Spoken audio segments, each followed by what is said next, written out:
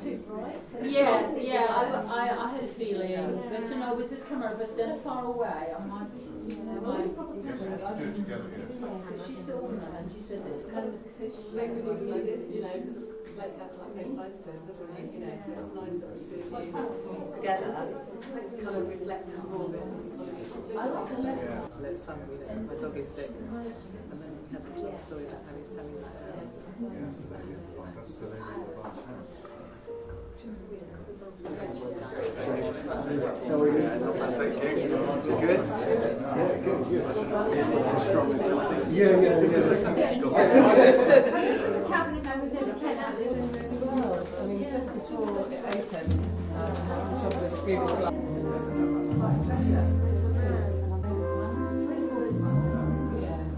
And we've actually tried to build that as well. Both as well, isn't it? You know, not just big.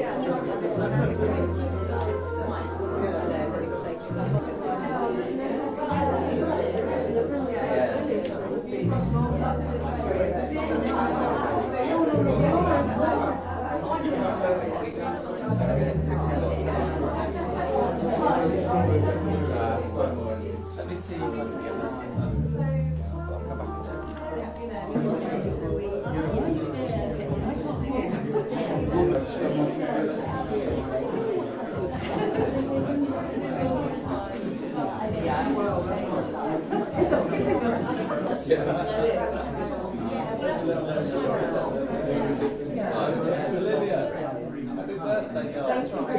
You've got a form an orderly key for the studs, John.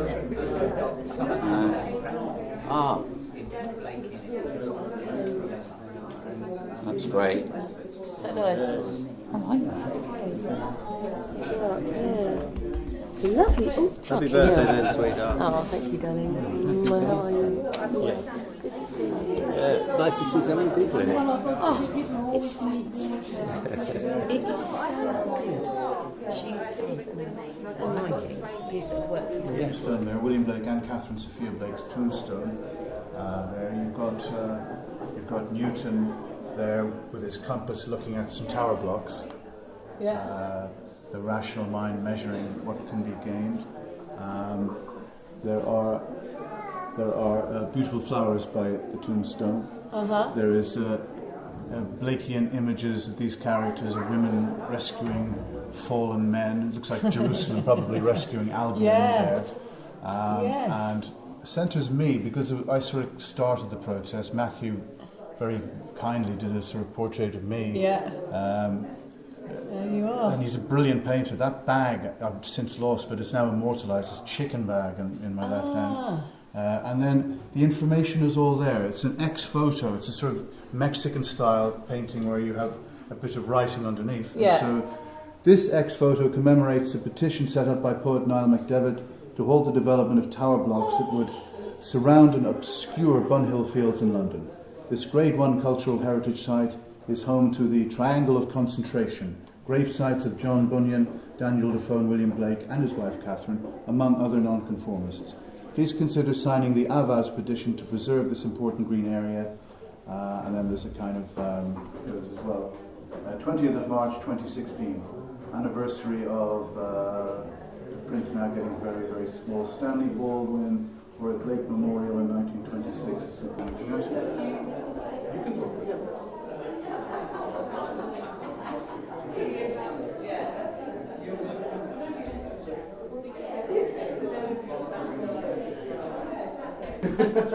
Please gather round so that Rachel Searle can open the show with a talk.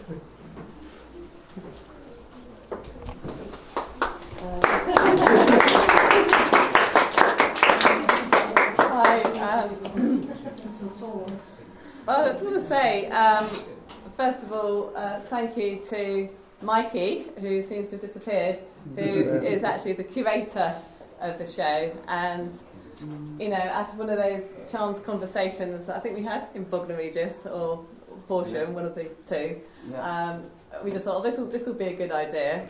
And Mike said, oh yes, I'll bring something in. And West Sussex had supported adapting getting a virtual tour of the cottage. and we got Naomi Billingsley to curate it. So a fantastic product, and Mikey was going to bring his installation as well. And then Mikey crazily said that he would curate the exhibition. So then it just expanded massively, and he's got artists in from all around the world, and we've got a piece coming from Istanbul, Berlin, and lots of connections with London as well. And one of the things we wanted to do through the exhibition was to strengthen the connections between Bognor and London. And obviously Blake, this was the only place that he lived and walked, outside London. So there is a really important artistic creativity that should be going between the two, and it's great to have Niall here from London. And to be honest, there isn't anything here that's not absolutely amazing. And Heather and her family are the ones that have given me the Blake's glasses, which were the original inspiration for the exhibition. Blake's Visions, the idea of having his glass. And then on the following morning, her son came round and delivered a little portrait print of Blake, which is in the cabinet. And we didn't actually have a picture of Blake in the exhibition, and it's like having cups of tea and chat about Blake. And when I first did something about 5 years ago, which was a tour, Heather invited me in and had a cup of tea, and I was really nervous about meeting her and nervous about this to Heather, really, because if she hadn't given me the glasses in the first place, the idea of kind of Blake's Visions, the idea of doing the virtual tour, none of that would have happened. So yeah, that's me, and this is Mikey.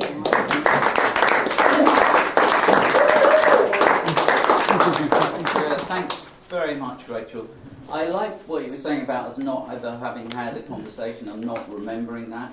Because I think that's very much in the spirit of this show and how it came together. I didn't write anything down or make any lists. I just trusted all the people that I knew and asked to be in the show. And here it is, and we're kind of amazed and very happy that Bognor Regis Library has accommodated us so brilliantly. Because it's quite unusual. I'm not going to pretend that I'm going to give you a lecture on Blake, but he's someone that a lot of artists obviously connect to because of his role as visionary and dissident, and they're kind of things that art is naturally aligned to. My personal contribution, the non-bifurcated man, a lot of people say, what's non-bifurcated? And it means non-thought, because we live in a culture that separates science and nature. And the chap that I'm interested in, Alfred North Whitehead, believed that we need to find, he was a scientist, by the way, not a mad artist. He believed we needed to find a non-bifurcated way of being and examining the problem of being, the metaphysical questions which, if we apply Aristotelian rationality to, it becomes bizarre.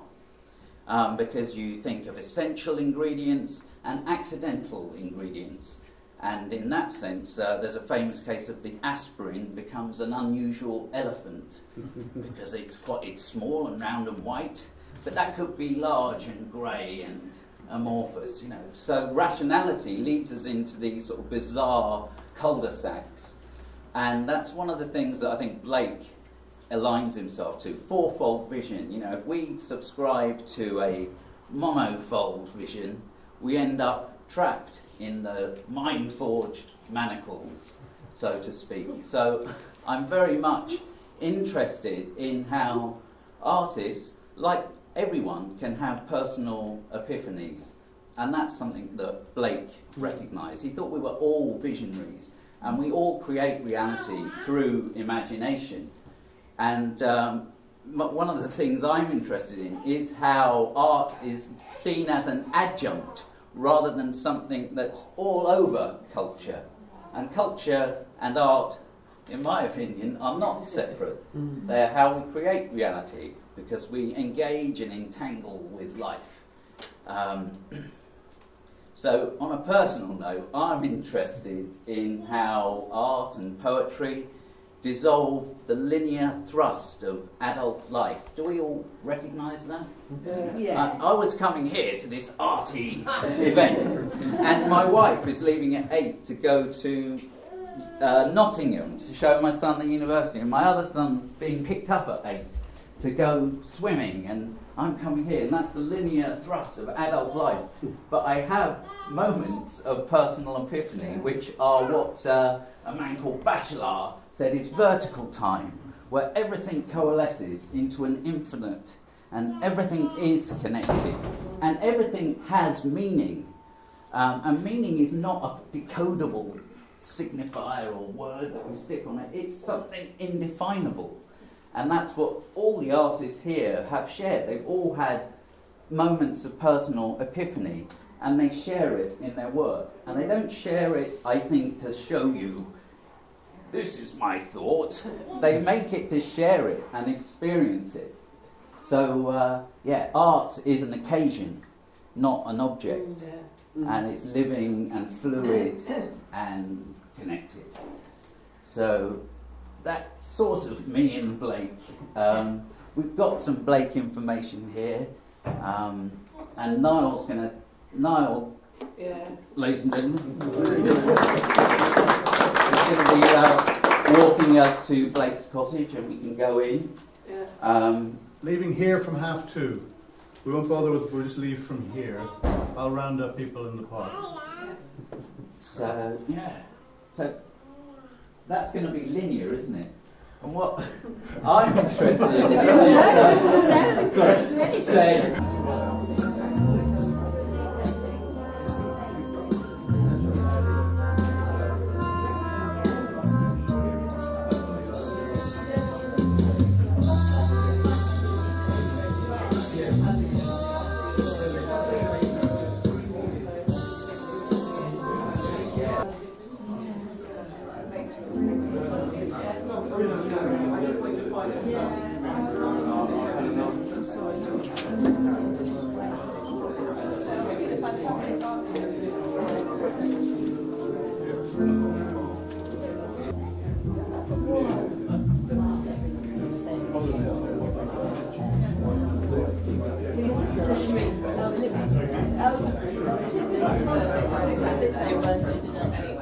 Yes, it is. Yes, it is. Ah, there goes. Oh, yeah. Are you right? How do I get it out? Oh, sorry. Website, and then click in the virtual tooling, and then that will take you straight to it rather than taking in. Rather than having to put that in. Right. So clever. It's amazing. What happens with this then? It's a virtual tour, like you're actually inside Blake's cottage, and his paintings are actually there and all around you. It's quite gives you a bit of vertigo at first. I've never put virtual reality glasses on, but it's really it is very immersive. So yeah, virtual reality is a fascinating form, for experience. I really enjoyed it. It's really good. It's great. Did you do it? You with this on.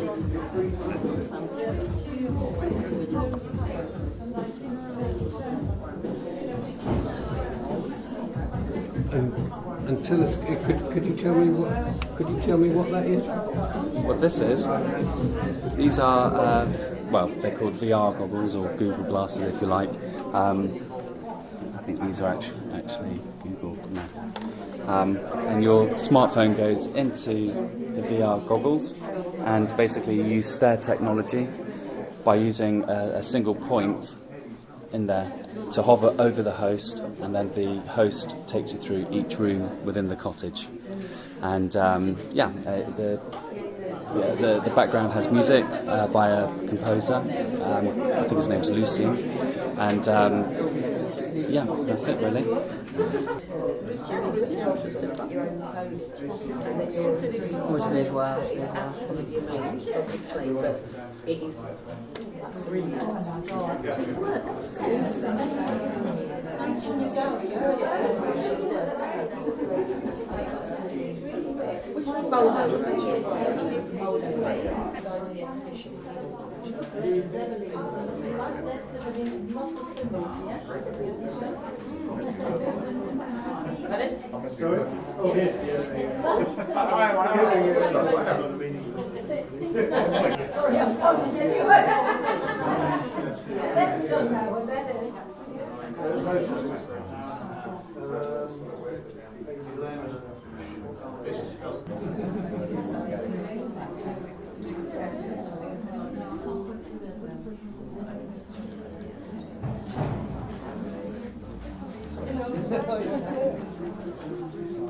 Je te laisse t'amuser, je te vois tout à l'heure. Oui, d'accord. Bye bye.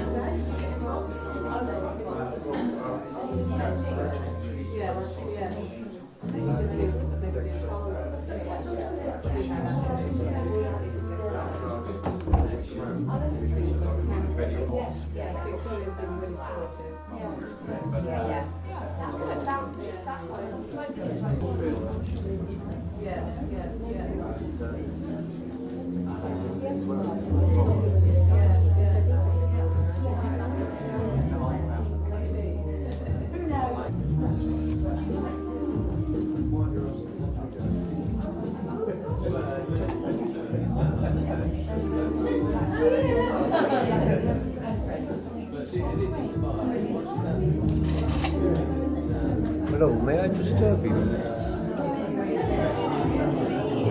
wanted to ask what you... May I disturb you? No? Okay. I understand.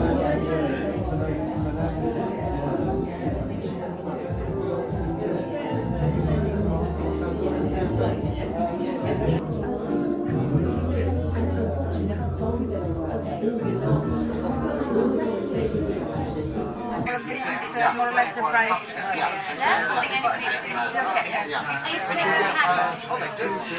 That's too long. No, it's a good idea. Enough for today, isn't it?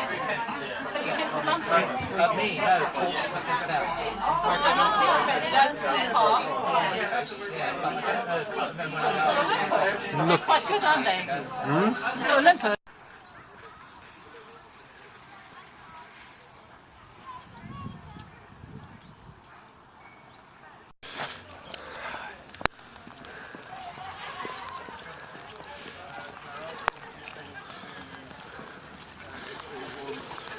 Involved in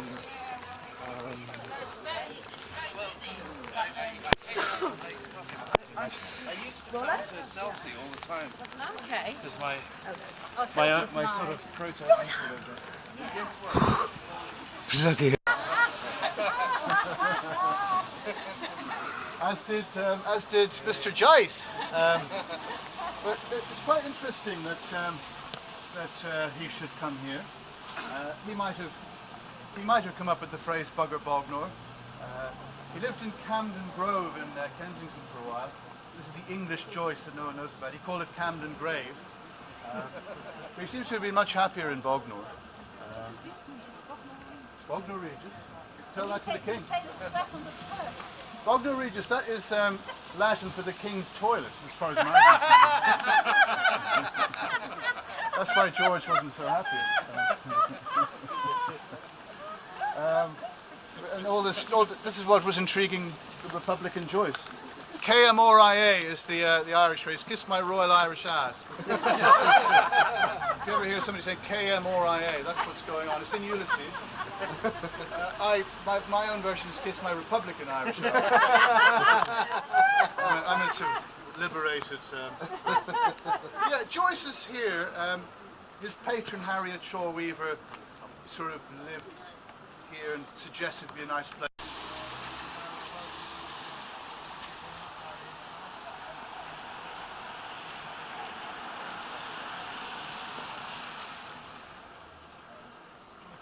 Laura wasn't very proud of her husband's achievement. She realised he was a bit of a dude. Didn't read the books or anything like that. When she went shopping here, her sister also stayed. Another barnacle, Kathleen, I believe.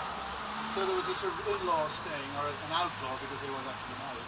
But they went shopping and Kathleen bought some shoes which split the next day. So Nora marched Kathleen and the shoes back up to the shop and said, you have to change them. They said, no, we can't change them, you didn't break them. So my husband is a writer, and if you don't change those shoes, I'll get him to write something in the paper.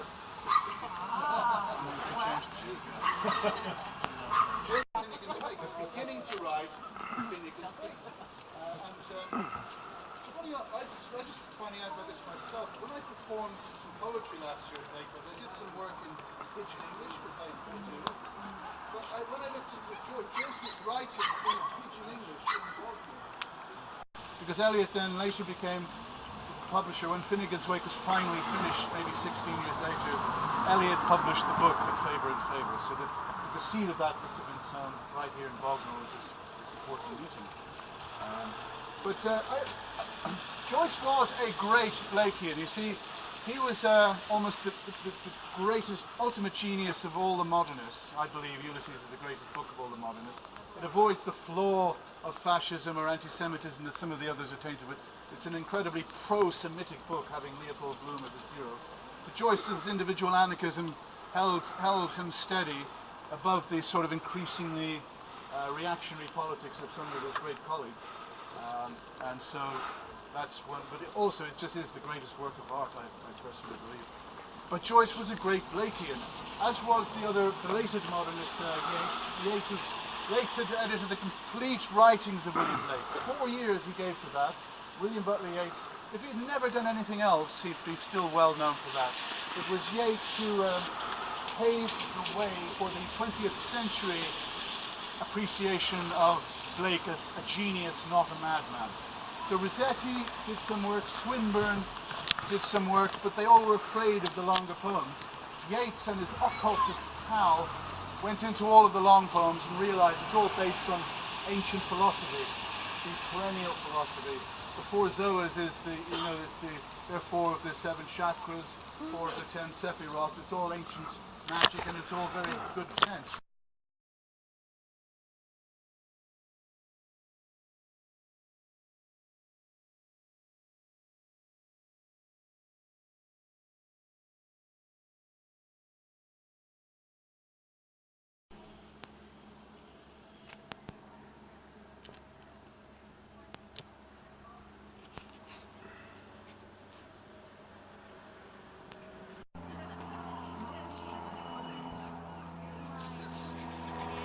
Had the inspiration for Jerusalem on the beach here.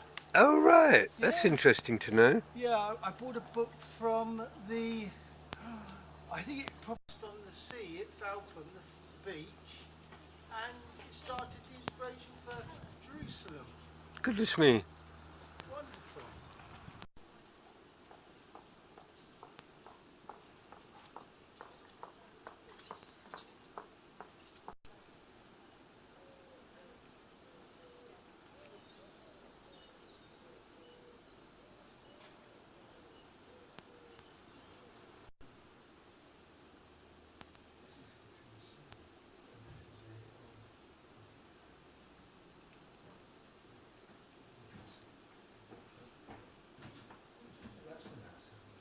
Carry on, please.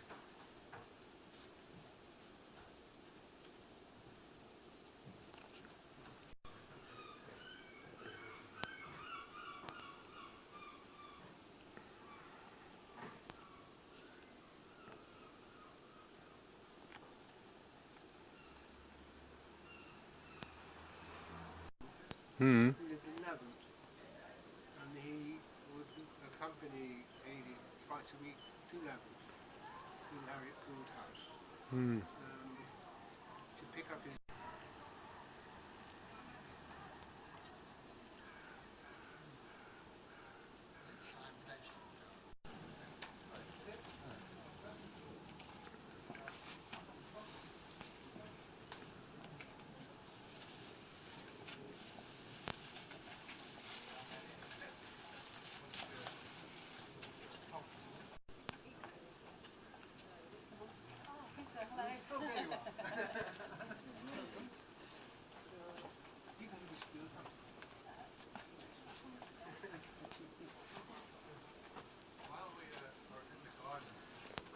Milton, and another was of a mystical female entity called Ololon. And as luck would have it, Stephen had Been a global theatre. The scoffing spectre of Satan stood upon Felton's roaring sea, howling in thunder and lightning. A 27-fold mighty demon, gorgeous and beautiful. Loud rolled his thunders against Milton, descending from the east at dawn, clothed in Puritan black, severe and silent, descending down a paved work of precious stones, bursting out of the eastern skies. Satan came in a cloud of trumpets in flame and fire, saying, I am God, judge of all, fall down, worship me, submit to my supreme will. Ololon stood trembling in Blake's porch. Lost, Urizen, Hawk, Thomas. Then the twofold monster, Rahab Babylon, as John of Patmos saw the red dragon and hidden harlot, as glorious as Satan's bosom in the midday sun, descending from the east in a paved way across Europe and Asia. Milton turned to Ololon, obey thee, the words of the inspired man. So all that may be annihilated will be annihilated, to save the children of Jerusalem from annihilation. Negation must be destroyed. The dirty delusions of incrustation, the false body grubbing the immortal body of mankind. Selfhood must be annihilated, to cleanse the face of my spirit by self-examination. Descending over Falcon's Vale, for the thunderings, blood, gore, Ololon returned into the rejoicing fires of the intellect over Falcon. Round the 8 stars of Jesus, the clouds of Ololon fold in a garment dipped in blood, folding round his limbs, written in woven letters, the garment of sick, and walked forth on Falcon's Vale, the 24 cities combining to form the 4 zones, surrounding Jesus clothed in blood, entering Albion's bosom, the bosom.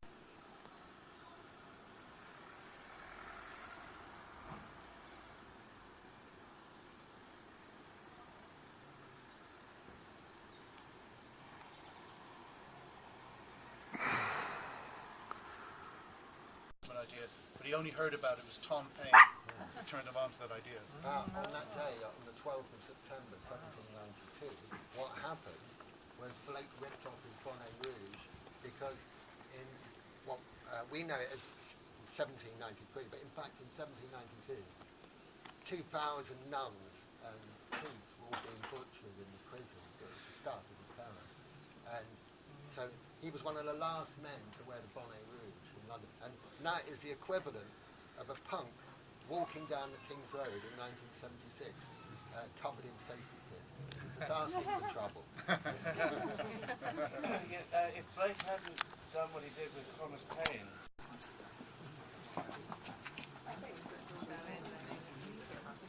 abandon fear, all he who It's important in the garden. No, but it's the Holy Garden. It's going to be done. The whole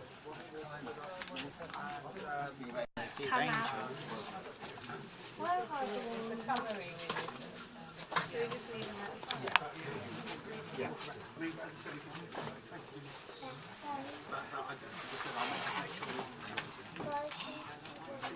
Yeah, there's a quicker way, there's a more direct route back. More direct. Yes. I used that in my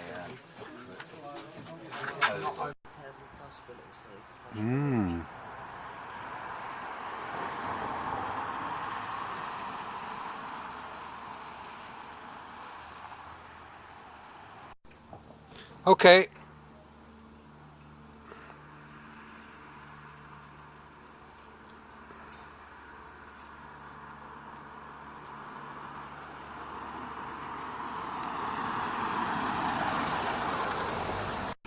No one's announced Third World War yet. No, not yet. One more question. Chinese, sorry, and Russia are allies at the minute.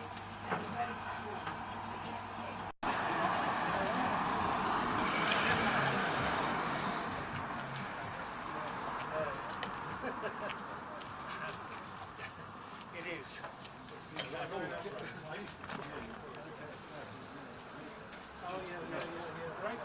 It is.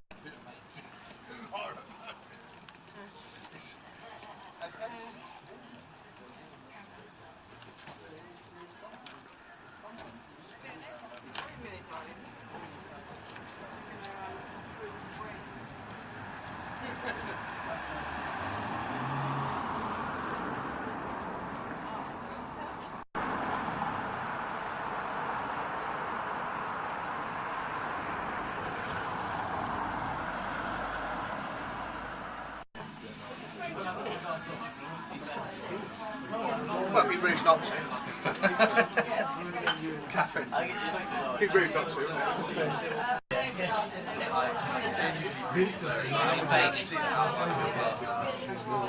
I was with you anyway. I'm with you anyway. Yeah.